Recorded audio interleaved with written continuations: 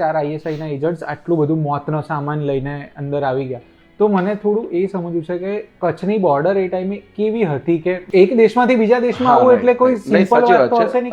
અત્યારે આપણે ઘણી બધી મૂવી છે, હિન્દી મૂવી એ ઘણું બધું ડેવલપમેન્ટ કરીને બતાવે છે, સરહદ ઉપર કાંટાળી વાળ ને, પણ ત્યારે એકદમ ઉપર. તે વખતે કેવું છે કે પિલ્લર હોય, સપોઝ અહીંયા આ ટેબલ પાસે પિલ્લર નંબર 145 છે, તો બહુ દૂર એનાથી પિલ્લર નંબર 146 છે. દેટ મીન્સ કે એ ડિસાઇડ કરે કે આ બોર્ડર છે, આની અંદર નહીં આવવાનું, પણ લોકો તો આવી જ જાય, જાનવર આવી જાય, ગાય બકરી ભેંસ ચરાવવાના બહાને એ લોકો અંદર આવે, માછીમારીના બહાને ઇન્ટરનેશનલ કોસ્ટલ બોર્ડરમાંથી અંદર આવે. તો તે વખતે કોઈ ફેન્સિંગ નહોતું.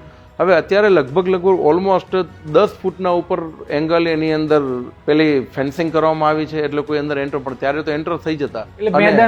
હા, મેદાન ખુલ્લું ઓપન રણ, જેમ અત્યારે જુઓ છો એ રણ ખુલ્લું મેદાન, એટલે તમે એમાં. અને તે વખતે તો કેમલ પેટ્રોલિંગ થતું. કેમલ પેટ્રોલિંગ રાજસ્થાન ને કચ્છમાં આજે બી થાય, બધા જ જાણે છે, પણ કે જે તમે ઓપન બોર્ડરમાં આસાની આવી શકો, હવે એ તકલીફ છે. એટલે બોર્ડર તો અત્યારે સીલ થઈ ગઈ, એટલે સરકારે ખૂબ મહત્વનું પગલું ભર્યું છે.